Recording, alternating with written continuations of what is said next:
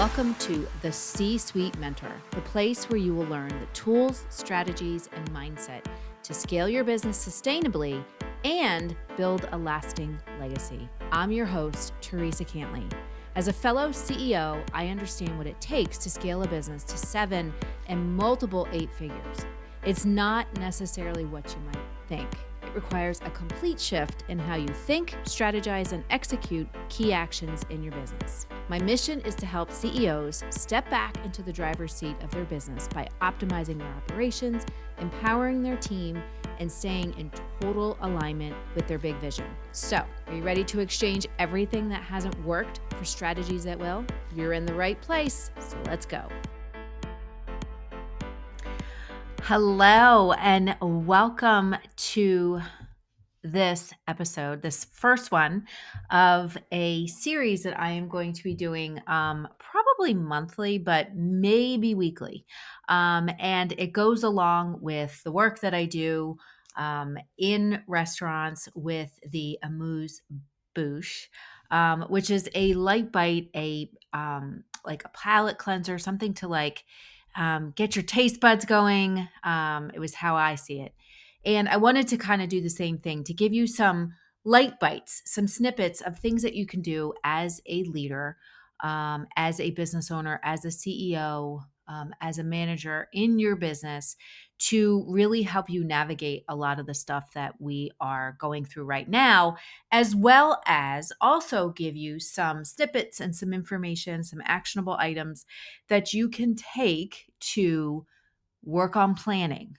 We're coming into the last quarter of 2025, going into 2026. So I'm going to be giving you some actionable tips as to how I do planning in my own business, but also how I coach business leaders, business owners to do planning in their business. And it's not just regular planning. It's, really aligning your vision and your strategy, and then your strategy and your team, so that they understand, what they're working towards, why they're working towards it, and can really help you to co-create that success.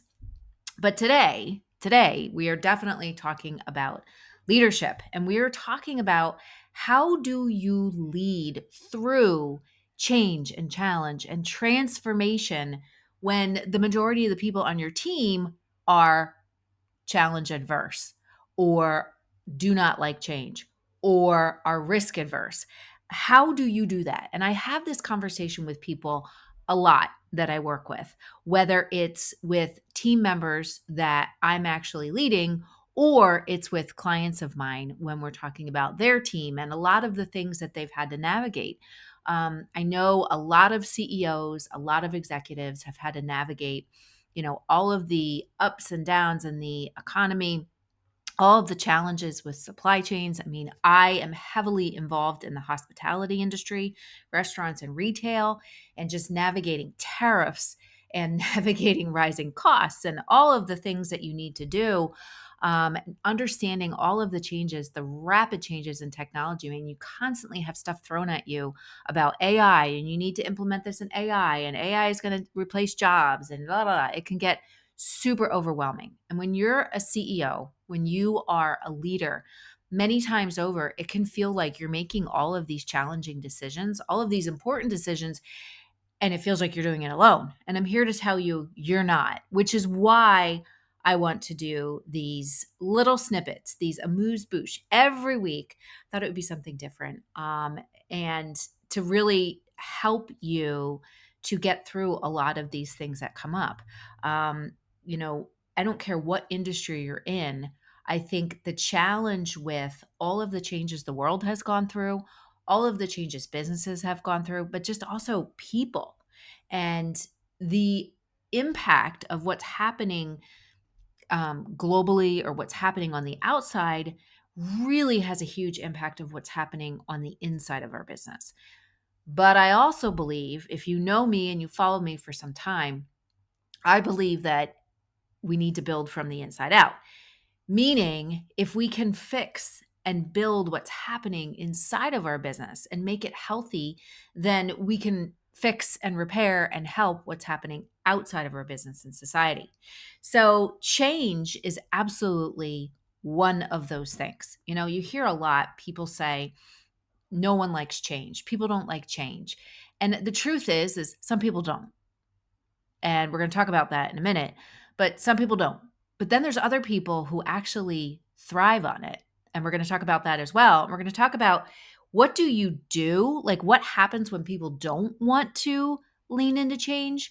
And what can you do as a leader if your business is going through some kind of a transformation, or you need to make a bunch of changes, whether it is with the people on your team, or it's with your business model, or it's just with processes and just structure in your business. I know a lot of people who have been functioning. I know a lot of business owners who have been functioning in the way that they used to do things 5, 10 years ago, even 2 years ago, and are wondering why the business is struggling and why they keep running into challenges. And I'm not saying you need to make these huge changes, but these small changes, like stacked up, make a huge difference. So we're going to talk about all of that today. But I wanted to just, this whole thing of talking about this topic came from a conversation I was having with someone on my team. And he leads an area, this is in the hospitality industry, but he leads an area that we have had a lot of change with over the past year and a half. And it started with really navigating some changes in leadership that were presenting a lot of challenges to the business, and I needed to make a change in that business, and really, work on changing up leadership. But then outside of that, navigating some adversity that happened, unexpected adversity. We had a fire in the one business, and it was just one thing after another. And it just felt like you were constantly navigating challenge and change. So I was having a conversation with this leader. And like I said, he is a leader of an entire area in a business. And just having a conversation about, I have this vision, and his vision aligns with the bigger vision of the business, and just the challenges that he was having because we made some more changes with the leadership under that report to him that he works with, made some more changes, and not everybody was okay with it. Not everybody understood. And having this conversation with him, and he said to me, he said, I just don't know what to do. Like I feel so stressed, and I feel like I'm trying to push a boulder up a hill, which I hear a lot. Um, and I can't get people on board. Like I can't get them on board to understand what it is that we're working towards. And it comes down to the change thing. So I said to him, I said, look, first and foremost, and I'm telling anybody who's listening today, listening and watching, the first thing, the one thing that you need to focus on, no matter what, especially when you're navigating challenge and adversity that is impacting your business and impacting your team. First and foremost is that you need to, no matter what it is, you need to summon the best of who you are. You need to become the difference maker and the change maker.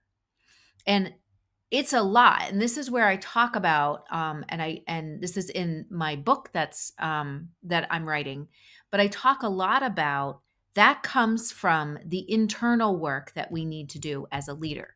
That comes from the work that we need to do to summon the best of who we are, to regulate our emotions when high stress situations happen, or high stress conversations need to happen, how we can regulate those emotions and zoom out from what's going on so that we can assess the situation and really come at it from a place of right intention, integrity, and just taking the best action that we know to take.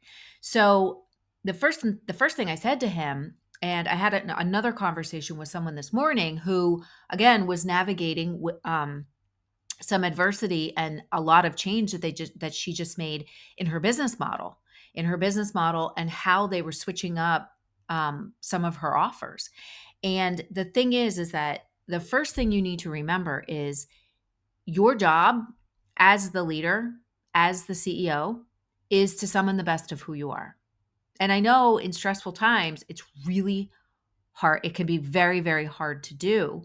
But the thing that you need to remember is that you need to be the change maker, that you need to be the one that's going to communicate why things are changing, why you're doing what you're doing, and really understand not everyone is going to agree with it. And there needs to be, and you're going to hear me talk about this, there needs to be a dance between being convicted in these changes and these things that you need to do, that you need to implement, and why they need to happen, but also being adaptable to hearing other perspectives that you may not have even thought of, perspectives that may not have come up in maybe the conversations you've had with trusted advisors that you've talked to, but we have to be open to hearing them. And that's really at the heart of that conviction and adaptability is learning to be an empathetic leader. And people throw around the word empathy a lot right now. And it's not just a buzzword. And the way that the way that I look at it, and it's not, people also confuse empathy and sympathy.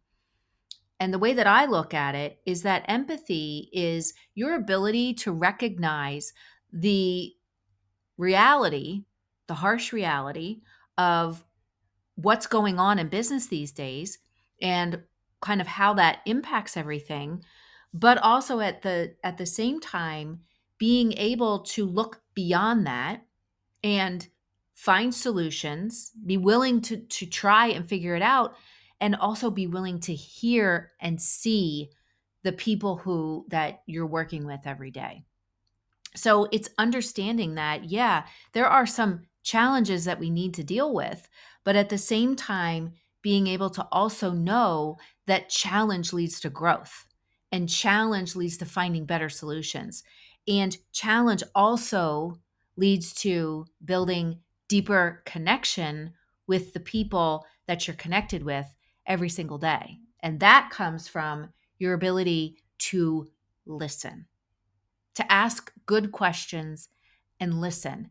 And that's one of the key things when we talk about navigating transformation is really being able to listen, to hear what people are saying, to hear what their challenge, what their frustrations are. And some of them you might have to, work through and sift through, but be willing to hear them. Be willing to hear what's underneath those frustrations.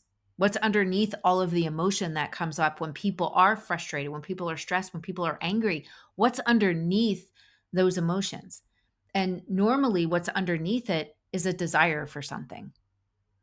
And it's up to us as leaders to try and figure some of that out that is within something that we can do something about. If it's not, we kind of have to separate that out. But I think the first part is to really approach challenges and change and transformation with empathy and not force, not saying this is the way that it's going to be. This is what I'm doing. End of story. You know, like there is no debate. This is what we're doing. And it's in some ways, I will say, sometimes, yes, there are certain things where we need to say this is how we need to do it, and here's why we need to do it this way. I'm willing to hear and listen to what you have to say, but really this is why we need to do it this way because it's the right way. So there is an element of that, but I think more often than not it's just a matter of listening and understanding and being able to explain the harsh realities of what the situation is, or what happens when you're trying to grow a business and lead a team, but then also be willing to honor that struggle and honor that challenge and be willing to see people. So with change, um, there are three things that people do with change or with challenge. The first one is, you can probably guess, is they resist it. They resist it. They avoid it. They avoid hard conversations. They avoid challenging situations. They avoid doing the hard thing. Like even during the day, like I talk to people about productivity all the time and they tell me I'm overwhelmed and I'm like, let me see your calendar and there's nothing on there. So, and the reason why people resist it and avoid it is because even though they might be in a place that they are super frustrated about, or they are tired of just being the firefighter, or they're tired of being the person that's got to deal with all of the difficult conversations. So what they do is they avoid it, but they avoid it because they don't want to lean into that unknown of actually digging through this hard conversation. So they prolong stuff, and when we prolong it, we make the pain of it even worse. But in some form, resisting it and avoiding growth is comfortable for them. So you will have people who will resist it, but what you resist persists. So if they resist having the difficult conversation, that difficult conversation, and this goes for you as well, that difficult conversation, prolonging it makes the pain of prolonging it even worse and makes the conversation that you need to have even harder. So instead of resisting it, this is where we need to be transparent about the changes that are happening, the transformation that needs to happen in order to lean into it. So the second thing that people do with challenge and change is they just want to deal with it. They want to deal with it and they want to handle it.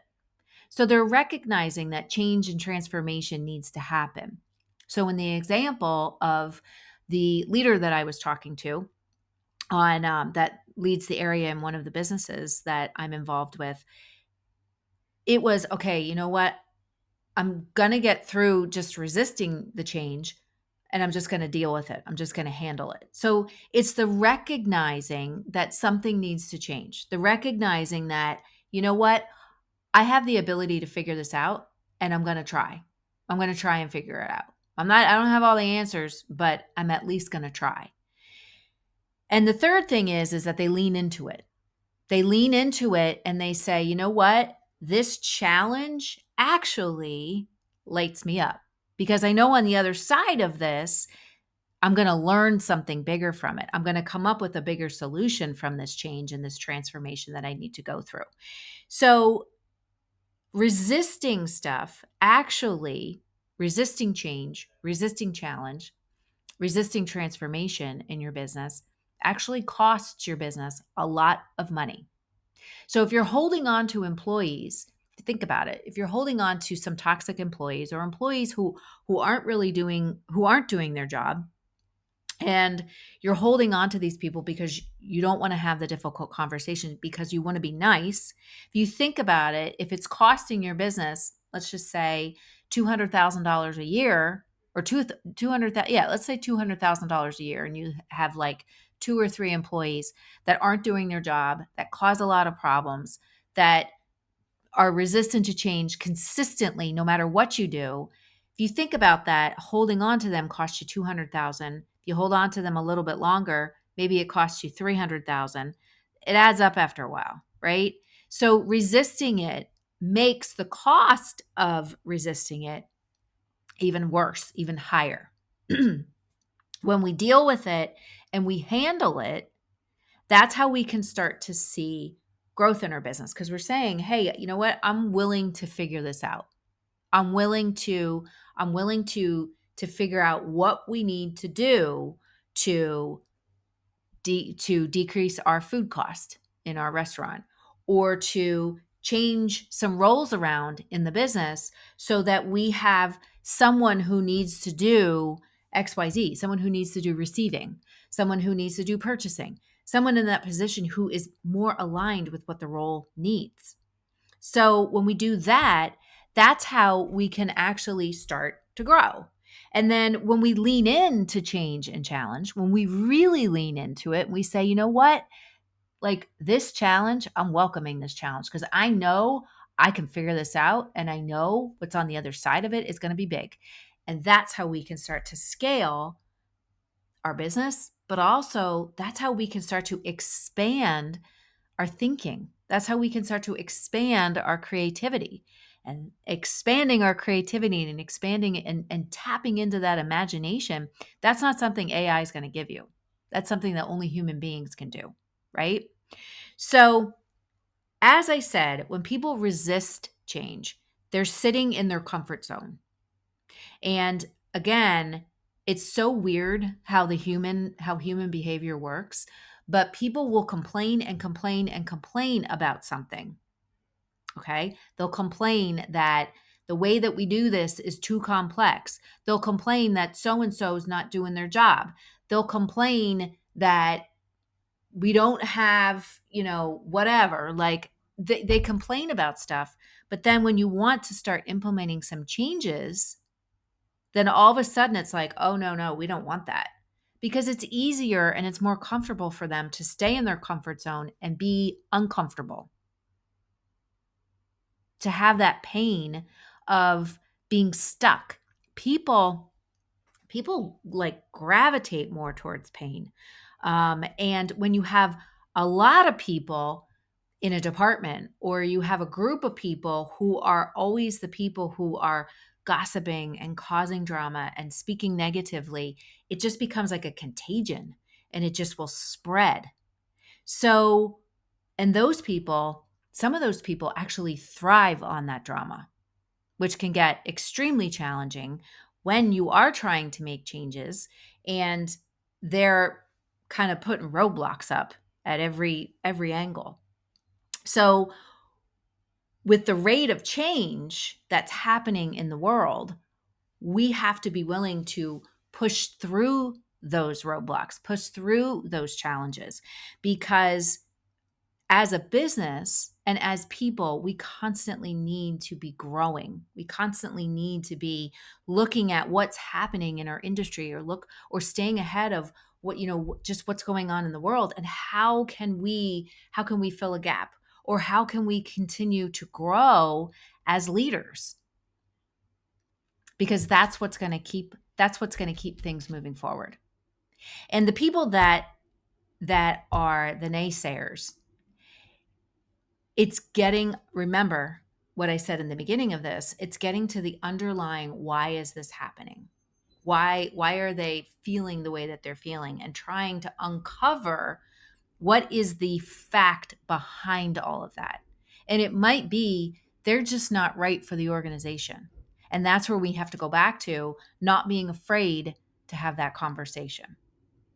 So, number 2 is that when your vision grows, and I said this to the leader the other day, when your vision grows, and as you are moving through change, and as you are thinking about how can I figure this out, and what is it that I want to build, and what is it that we want to do here, as your vision grows, it is going to stretch, and it's also going to demand. So now we get to a demand level. So first we were in the comfort zone, now we're getting into a demand zone, because it demands everyone to play at a higher level. So with the business I was referring to, and the challenges and adversity that they've gotten through and that they've experienced, it's like things needed to be rebuilt, changes needed to happen, transformation needed to happen, people needed to be moved around, people had to leave. And now, as the dust is kind of settling and the foundation is being built, it's demanding that everyone play at a higher level, because the vision now is getting solidified and it's growing. And what happens is, when that happens, people start to get into flow and the energy starts to increase. People talk about vibration, the vibration starts to increase. And what happens is, then the business is growing, the vision is growing. Now the people need to catch up. And if they don't catch up, friction starts to happen. And that's when you get adversity in a business. That's when culture starts to break down. All right.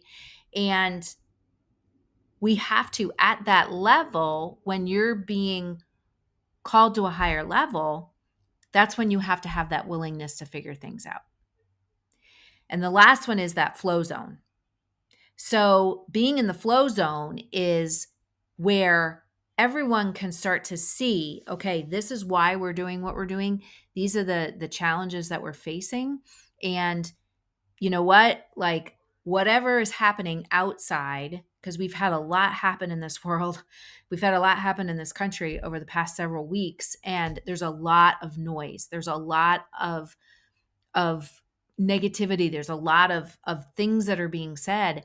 And as a leader, we have to, and I talk about this a lot, we have to continue to stay above the line and to continue to be the light.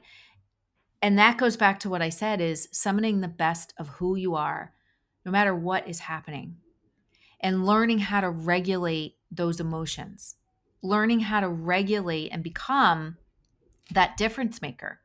And I believe that no matter what is happening, we always have the ability within inside of our business to continue to be the change maker and to continue to say, okay, how can we navigate this? How can we take this challenge and how can we grow from it? The business that I have that had the fire, we looked at that and said, you know what? In some ways, things needed to get burned down so that we could build them back up. And it took a long time, but now we're starting to build things back up. So when we get into that flow zone and we are summoning the best of who we are, that's when we can really get into alignment with the vision that we have and the future that we want to build. So I was going to say three things that you can do to get people to start to not just deal with change and challenge, but to really lean into it and be willing to understand or try and understand what's happening, but even more so to be willing to learn from it and find amazing solutions. And how we can really start to embrace that being an empathetic leader, acknowledging the harsh realities of the situation, acknowledging that change and challenges are difficult, but at the same time, using that challenge to build stronger connection with your team, to find better solutions, and to really see and hear people. So the three things that you can do are number one, define your vision. Like really kind of say, and it's not just the vision for like the next 3 years. I'm talking about the vision for navigating this change. So step one, what I told the leader was to summon the best of who you are. Step two, and that means he needed to do things differently than the way that he was always doing them. So step two was, I want you to define your vision for how you're restructuring this area of the business. How are you restructuring the roles? What is the vision for this area? What are you trying to accomplish and why? Really getting people to understand, as a friend of mine says, the because. We're doing this because why? It makes it strong, it solidifies it, and it creates a level of transparency. So that's the first one. Number two is to start setting a plan with your team. So once you have that vision of why we're doing what we're doing, like here's the because behind it, as my friend Mick says, and why we're doing this. Okay. And then, okay, I know acknowledging this is going to be challenging, but we're in this together. And here's why it's challenging. Costs are high. We're trying to navigate expenses. We're trying to reduce this. We're trying to figure out how we can implement AI into our business because the rest of the industry says we should do it this way, but that doesn't necessarily mean that we need to do it this way. We can do it the way that we want to do it. that works best for us, that works best for our customers. So like acknowledging all of that, but then having the empathy, implying empathy, the adaptability to say, we're going to co-create this together. We're going to set a plan. We're going to set a strategy of how we're going to do this. And each person is going to is going to play a role in this. So that's where we can really start to set the desired result that we're trying to achieve and why. But then we can also put some routines in place to make sure that each one of us are holding each other accountable. And then the third thing is, and this is most important, it goes back to the first thing that I said, be the example. When in challenge, in adversity, there are going to be ups and downs. There are going to be times when things are going to be great as you're moving through stuff, and there are going to be times when things are not going to be so good, and there are going to be times when it's just going to be meh. Be the example. Be the person, have that intellectual humility to say, you know what, when a decision is made and maybe it wasn't the right decision. I mean, we put a leader in place and we thought, oh, this is going to be a great, like this person's going to be able to lead this area of the business fabulously. And it did not work. And you know what? I was able to say, hey, you know what? It wasn't the best decision. I don't always make the right decisions and I don't always have all the answers, but we tried it. We leaned into it. We did the best that we could to make it work and it didn't work. So what did we need to do? We needed to part ways. We needed to pivot. And we didn't sit on it for a long time and avoid the difficult conversation. We leaned into it and made the change. So be the example. Be the person that can regulate and not get mired down in all of the stuff that's going on with the economy or all of the stuff that's going on like just all around the world. Like be the leader that can show your team and really highlight for your team a bigger vision of what's possible for them and for the collective. That's what we need to do as leaders when we are trying to lead this transformation. And I can tell you this, with the rate of change that's happening in the world and how things are, as a leader, yes, we need to stay above. We need to kind of like constantly have our ears and our eyes open as to what's happening and be able to look at it and say, okay, is this something that we need to implement or no? And we can't do that if we're constantly firefighting, if we're constantly involved in every single decision, and if we're constantly overwhelmed on a hamster wheel, feeling stressed. We have to be able to rise above that. Like I said, we want to be the leader that can really like speak and live into a vision of what's possible for each individual on the team and the collective if we can all lean into challenge and change. And if you are if you are experiencing this and you're saying, oh, like, I am navigating this right now. I am trying to navigate like taking care of my stakeholders.